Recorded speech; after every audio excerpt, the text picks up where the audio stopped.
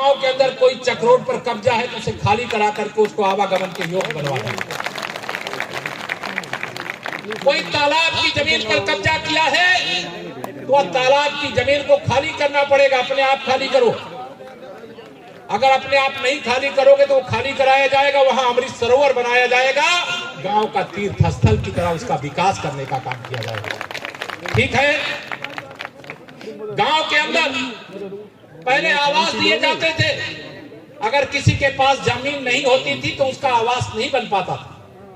लेकिन अगर आज सरकार आवास दे रही है, प्रधानमंत्री आवास अथवा मुख्यमंत्री आवास, और जो लाभार्थी अगर उसके पास जमीन नहीं है तो जमीन का पट्टा देकर के उसका आवास बनवाने का काम करते हैं। एक बात और ध्यान रखना, सरकार बहुत कुछ दे रही है और केवल अगर हम लेने के लिए बैठे रहेंगे तो सरकार चाहे जितना देगी आप कभी संतुष्ट नहीं होंगे। ये मन के अंदर रखना कि यह देश के अंदर सरकार चलाने की जो जिम्मेदारी दी है और जिसका जो हक है योजना बना करके उसका हक उस तक पहुंचाने का काम अगर देश में माननीय प्रधानमंत्री श्री नरेंद्र मोदी जी के नेतृत्व में हुआ है तो उत्तर प्रदेश में हमारे मुख्यमंत्री जी के अगुवाई में भी हमने 5 साल के बाद अब 6वां साल है करके देने का काम कर रहे हैं। और जो भी गड़बड़ी है एक एक गड़बड़ी को सुधारेंगे, यह भी ध्यान रखना। हम आत्मनिर्भर भारत माननीय प्रधानमंत्री श्री नरेंद्र मोदी जी के नेतृत्व में बना रहे। आत्मनिर्भर उत्तर प्रदेश आदरणीय मुख्यमंत्री योगी आदित्यनाथ जी के नेतृत्व में बना रहे हैं। और आत्मनिर्भर गांव, यहाँ की ग्राम प्रधान, यहाँ के अधिकारी जितने भी हैं मिल करके अब आत्मनिर्भर गांव भी बनाएंगे। ऐसा नहीं है कि किसी गांव में हर समस्या का समाधान सरकार करिए। हमारी समूह की दीदियां क्या कर रही है, बैंक से जैसे बड़े व्यापारी लोन लेते हैं, बड़े बड़े उद्योग लगाते हैं, वही लोन हमारी दीदी लोग लेती हैं, समूह के माध्यम से सामान बनाती हैं, आगरा के बाजार में, प्रदेश के बाजार में, देश के बाजार में और दुनिया के बाजार में अपने सामानों को बना करके बेचती हैं और अपनी कमाई करने का काम करती हैं। मैं हर दीदी का अभिनंदन करता हूं। आप आगे बढ़ो, हम आपके साथ। गांव के अंदर जो भी सार्वजनिक उपयोग की जमीन है, किसी ने भी कब्जा किया हो, कमेटी बनाइए यहां गांव के अंदर। और सार्वजनिक उपयोग की जमीन को अगर किसी ने कब्जा किया है, किसी गरीब ने कब्जा किया है, तो खाली करा करके उसको वैकल्पिक उपाय करके दूसरी व्यवस्था दे दीजिए। और किसी भूमाफिया ने कब्जा किया है तो बुलडोजर लेकर के चले जाइए, कोई नहीं रोकेगा। ठीक है, गांव वाले सहमत हो? बहुत सारे लोग होते हैं जो आप सोच रहे होंगे कि मेरे भी बगल में फला ने कब्जा किया है।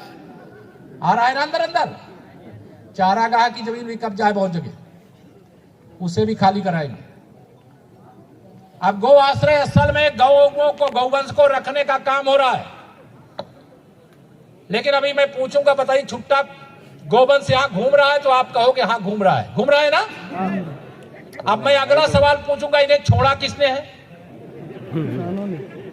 अरे कम से कम आप यह तो करो कि अगर आपको लगता है वैसे हुआ, जो दूध देने वाली गैया मैया होती है जब तक दूध देती है तब तक तो आप रखते हो घर में, और फिर रात के अंधेरे में छोड़ देंगे तो किसान की फसल बर्बाद करेंगे कि नहीं करेंगे? इतना कष्ट उठाओ कि जो आसपास का गो आश्रय स्थल है वहां तक अपनी जिम्मेदारी धर्म समझ करके, कर्तव्य समझ करके कम से कम गो आश्रय स्थल तक पहुंचाने का काम तो कर सकते हो कि नहीं कर सकते हो? दोनों हाथ उठाकर कर सकते हो।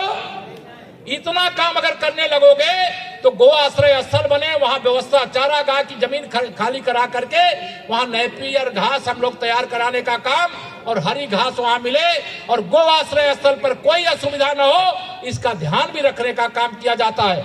लेकिन केवल समाचार दिखाने से गाय भूखी है, अरे भूखी है तो हमारा भी धर्म है।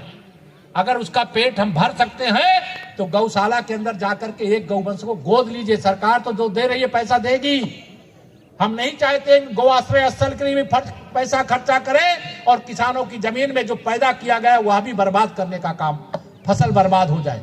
हम दोनों के बीच में सामंजस्य, जैसे सफाई के लिए केवल सफाई कर्मचारी नहीं बल्कि गांव के लोग मिलकर के सफाई भी करें, कानून व्यवस्था को हमने दुरुस्त करने का काम किया।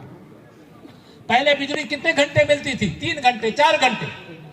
आज बिजली कितने घंटे मिल रही है? आज बिजली यहाँ कितनी मिल रही है? 18 घंटे, 24 घंटे है? 24 घंटे। 24 घंटे। देखिए, अब आप लोग सोचिए, पहले बिजली आती नहीं, ये समाचार होता था। अब बिजली जाती नहीं है, ये समाचार है। ये सब आपके आशीर्वाद का प्रताप है।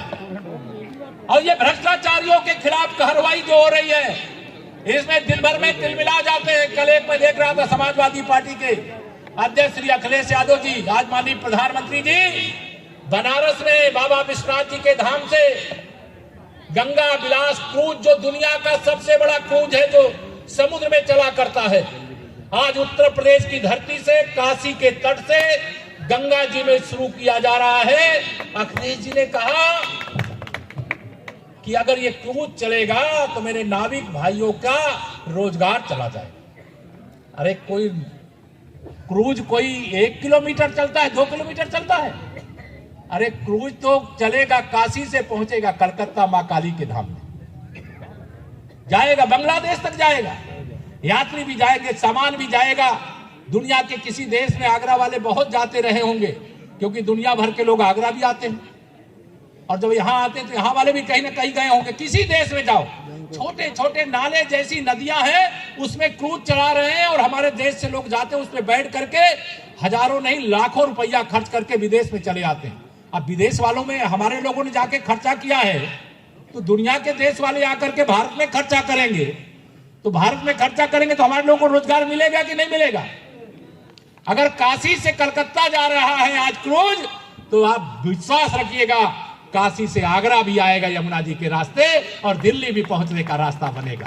अगर आज आकाश मार्ग से जाने की व्यवस्था है, रेल मार्ग से जाने की व्यवस्था है, सड़क मार्ग से जाने की व्यवस्था है, तो जल मार्ग से भी जाने की व्यवस्था या सरकार ने कदम बढ़ाने का काम किया है। लेकिन इनको तो लगता है ये क्यों ऐसा हो रहा?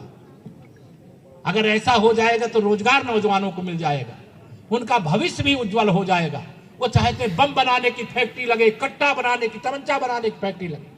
अरे अब यह बम और कट्टा बनाने वाला उत्तर प्रदेश नहीं है, यहाँ तो डिफेंस कॉरिडोर है। दुश्मन के घर में घुस करके मिसाइल को गिराने वाला यहाँ डिफेंस कॉरिडोर में रक्षा, देश की सेनाओं के लिए युद्ध की सामग्री बनाने का यह क्षेत्र आगरा भी है। मालूम है कि नहीं आप लोगों को? मालूम है। अभी ग्लोबल इन्वेस्टर समिट हो रही है, 10 लाख करोड़ का लक्ष्य रखा था, 17 लाख करोड़ निवेश का प्रस्ताव आ गया है। अभी यहां पर G20 के देशों की समिट हो रही है। आगरा चमकने जा रहा है, तेजी से विकास हो रहा है कि नहीं हो रहा है? यह सब जो बदलाव है आप सबके आशीर्वाद से, अन्यथा यह सारा विकास कागज में होता, ये घर भी कागज में बनते, ये शौचालय भी कागज में बनते, या गोआश्रय स्थल भी कागज में बनते, बिजली भी कागज में 24 घंटे आती। आप यहाँ कहते, आपसे पूछा जाता तो नहीं 24 घंटे नहीं आती। मैं नहीं कह रहा हूँ 24 घंटे आ रही है, ये आप कह रहे हो 24 घंटे बिजली आ रही है। यह जनता की आवाज है, और जनता की आवाज की ये ताकत लेकर के, आशीर्वाद लेकर के मैं यहाँ से जाऊंगा। और आप सबको जो मैं चाहूंगा, यहाँ जिलाधिकारी जो आगरा बैठे हुए हैं, सारे अधिकारी बैठे हैं, जो कार्रवाई यहाँ गांव के हित की है, अवैध कब्जे खाली होने, गरीब का कब्जा है तो उस गरीब के कब्जे को खाली कराने से पहले अगर उसके पास रहने का कोई दूसरा स्थान नहीं है तो उसको वैकल्पिक व्यवस्था करिएगा और उसके बाद उससे खाली कराइएगा। गरीब कल्याण को समर्पित सरकार है, किसान की आमदनी बढ़ाने के लिए समर्पित सरकार है। अभी कुछ मित्रों ने मुझे यहाँ पर दिया है कि यहाँ पर आलू की फसल